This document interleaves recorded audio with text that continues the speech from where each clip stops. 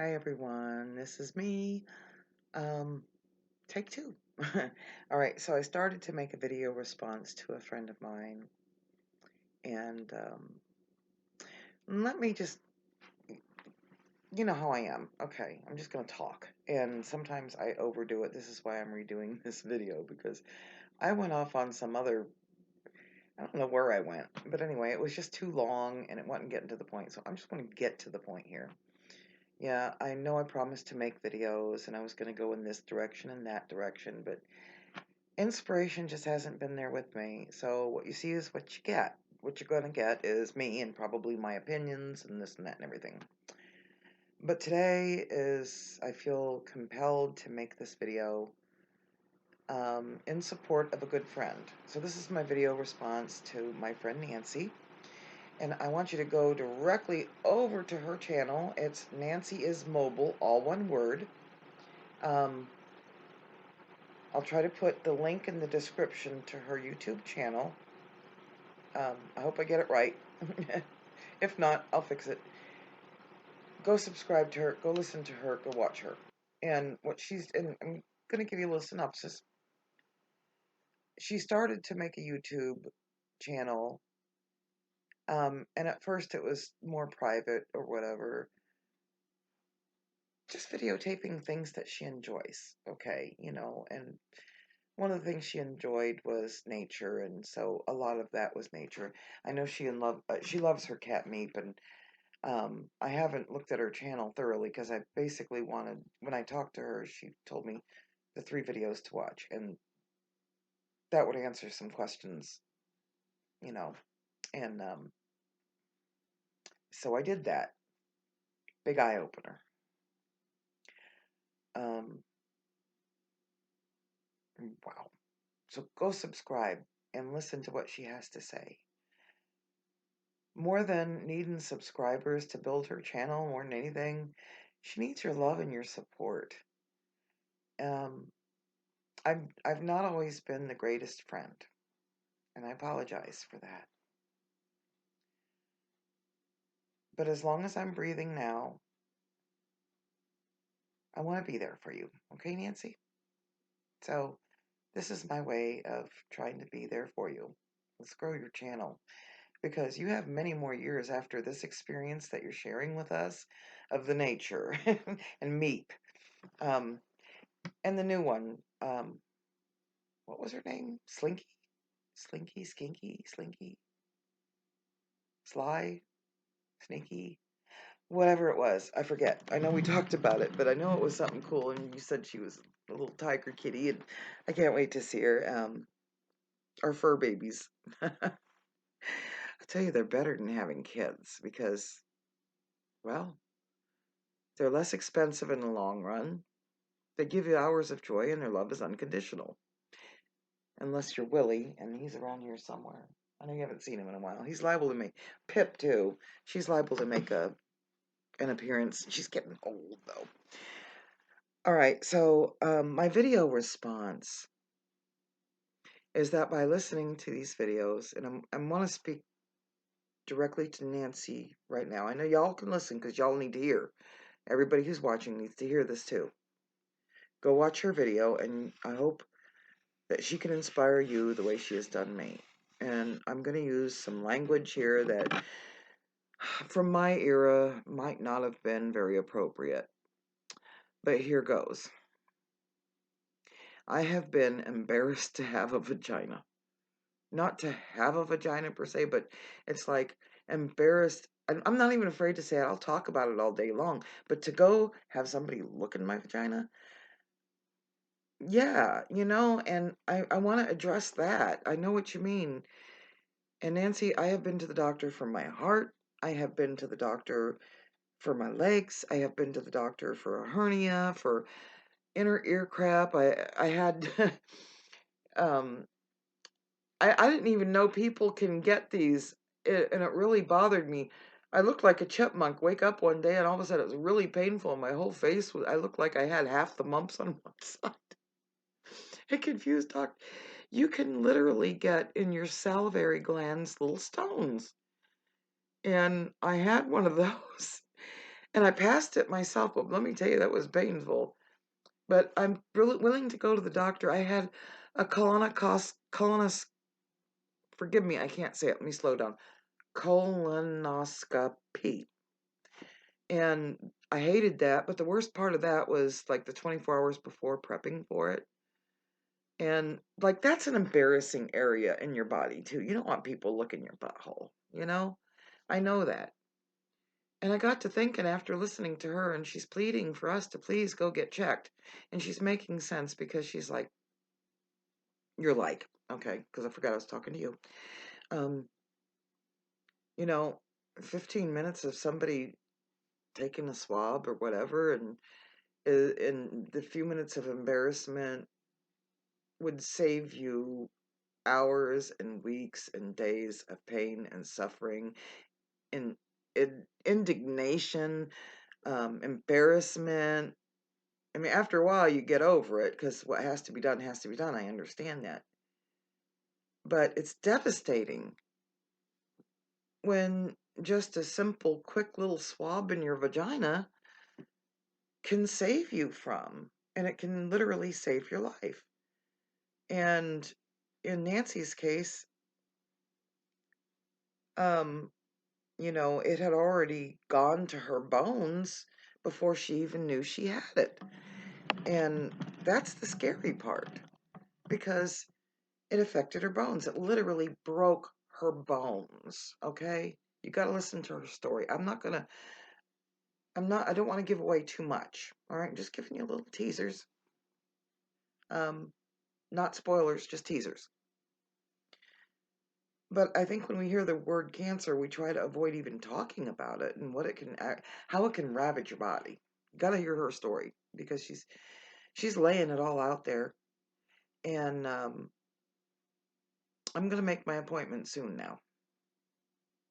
But I got to thinking about why is it easier for me to go to the doctor and bitch about everything else and have checkups on everything else, and I have my AC1 test done, and that's okay. And although I did put this off that last time again, a couple in the next surgery on my leg, I put that off because,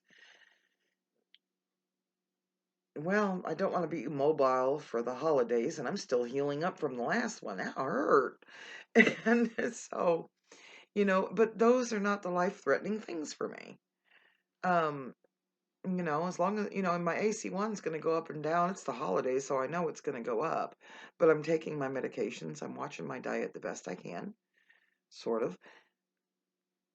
Okay, I had eggnog tonight with whipped cream, 1 cup. But, my blood sugar's been fine. I should test it more often, though. I digress.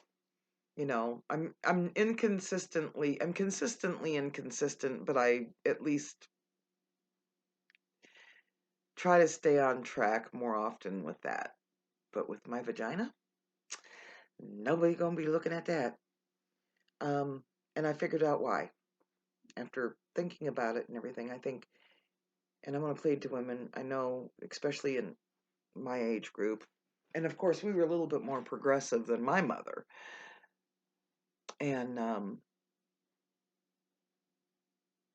don't even know where I'm going with this next. It's like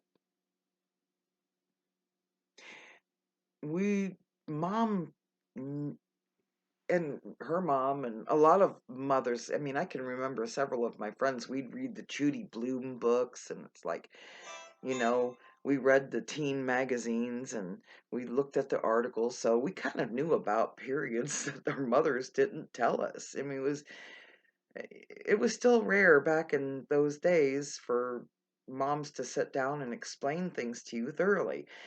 I knew about periods, and when I approached my mother and asked her to talk to me about it, she said, it's nasty, it's dirty, um, and what's going to happen is it's horrible. I don't even remember the entire conversation, to tell you the truth, but I felt like it was something to be embarrassed about, ashamed of. It was dirty. And so, um, And Nancy, if you remember, in grade school, you and I were the very first ones, I think, in our classes to even start. And Nancy's mother died when she was young, so I think she had to rely on knowledge from her sisters or whatever. But I don't know about you, Nancy, but I remember my mother neglected to tell me to keep extra tampons in my purse. She didn't want me using tampons, but the magazines told me to, so that's what I did. Because Mom didn't talk to me about it. When I started my period, I already had tampons that I ordered, free tampons out of a magazine. I don't even know if you remember that. It was called, I think it was the OB tampons or whatever, and there was a coupon you send away, and they'd send you this cute little purse thing, and it had two tampons in it, and you could put it in your purse and carry it with you. But that's all the knowledge we really had from it. And when I did start my period, I remember telling Mom, and she ran out and bought a box of these great big huge old-fashioned pads. They didn't even have the sticker on them, It came with a belt. So, and she threw them at me and she said, "Read the directions." So that was my talk. But, talking about sex, my mother she wouldn't even talk to me about sex except for, don't let boys talk to you. They'll try to use you, and then they'll get what they want, and that's all they want, and then they'll toss you over. I didn't even know what the word orgasm was. I never even heard the word orgasm until after I started having sex, and I heard it from my boyfriend who I started having sex with. I didn't know that that's what that was called, that, made your eyeballs roll in the back of your head. Didn't know. So, our knowledge on that was something that was taboo. Our vaginas, we didn't even say the word vagina. Um, I think Mom had cute little names for them. I remember my mother calling, telling my brother that that was his dinkles. So his penis was dinkles, and that's what we knew him as kids. And I can't remember what she called ours, a patootie or something like that. I don't remember. But if there was a problem there, she would turn completely beet red, didn't want to talk about it. Um, and and there's more to a lot of that story, but some of the information I did get about periods and starting things and things about my body I got from a drunk alcoholic woman, Aunt B, which was wrong. And I didn't even know about menopause until I think I was I think I learned about that reading something in the doctor's office when I was pregnant with my first child. I'm like, really, menopause?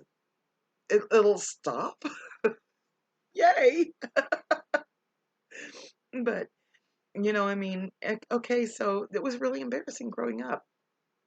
And then as I grew up in these abusive relationships that I was in, the verbal and emotional and mental abuse made me even more ashamed. Um, as I got older, I started gaining a lot of weight. I was getting older, fat, wrinkled, or whatever, and made to feel really badly about myself, my self-esteem, and my body. Um, so I think it became something inside me where bearing my bottom to anybody to, look into, what's that, cobwebs, um, was totally embarrassing, you know. And then I can remember having a bad experience um, in my mid 20s. It was after my son was probably my I had two children, my daughter in 83 and my son in 87. So this was probably around 90, 91 or whatever. I had a positive pregnancy test. We had a new gynecologist in town. I made an appointment. He had me pee in a cup. I never knew the results of that, but He had me put my feet up in the stirrups, and he went in there and he did something, and there was a gush of water. I had missed my period for like 3 or 4 months, or about 3 months. I was due for my third period, so I had missed 2 complete periods, and I was due for my third and still hadn't had it. I remember there being a gush of water, and it freaked me out. I'm like, "What's that?" And his assistant just kind of looked at him, and he looked at his assistant. They didn't say a word to me. They just gave me a towel. I got dressed. I felt filthy, dirty, like I did something. Um, and then I started spotting blood, and I thought, oh, well, I don't know what I thought or what I felt, but it was totally, I think he caused, I don't know what he did because he poked me with something in there, like he was doing a pap smear and he went too high and it hurt, and there was that gush, and I think he caused me a miscarriage and did something from the way they were looking at each other. But I was the one that felt dirty. And so any pap smears I had after that had to be with a woman. Absolutely would not see a male doctor, and I still don't think I could. And even, I feel like there's something wrong with me. I feel like, I'm overweight. I feel like I'm older, I'm wrinkled, and, I know my boobs hitting my knees, and I can make fun of that, but damn, the vagina lips are probably just flapping all over the place, and are they going to judge me for that? I know in my head, no, that's not going to happen. Um, I've worked in the medical field. I went to nursing school and everything. I've worked with geriatrics. I've worked with hospice patients, and you have to clean them up, and you don't look at that, and you don't even think about it, and I know they don't either. Um, so, I'm still trying to figure out what's my aversion to that, except for all I can think of is I've been convinced that I'm gross. That's all I can think of, and I'm not. And I think by putting this video out here and just being really, what's the word I'm looking for? It's part of the aging process. You look for words you're looking for, and then 3 hours later, you'll remember the word you were looking for. And I don't have that kind of time right now. So, before this turns into an hour-long video, I'm just going to lay it all there on the line about how I feel about myself and how I need to get over that and how I need to go get that pap done. And Nancy's convinced me I need to get that done. Over the years, I've been to the doctor many times and many specialists for many reasons, and that's the one I avoid. And my insurance is even they're begging me to go get a pap. They're like, we'll send you a $25 gift card. Go get a pap smear. Go get a wellness check. We'll send you a $25 gift card. I'm thinking Christmas is coming. I could use that. But nah, I don't.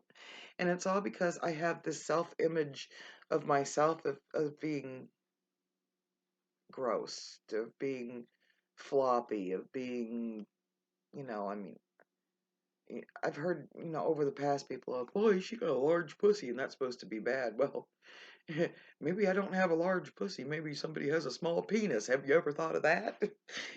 I just came up with that. I'm convincing myself even more. Um, but yeah, truly, vaginas, they're not all alike. They don't all look alike. They're all different sizes, shapes. Some are shaved, some are not. That's another thing. I think shaving's kind of, don't do that. That filter's there for a reason, girls, That's me, though. I'm old school, you know. Um, but, yeah, go get checked. Go get checked. Everything. You know, from the rooter to the tutor, get it checked. All right. Thank you for watching. Now, don't forget, go subscribe to Nancy. Give her a great big thumbs up for me, will you? All right. Namaste.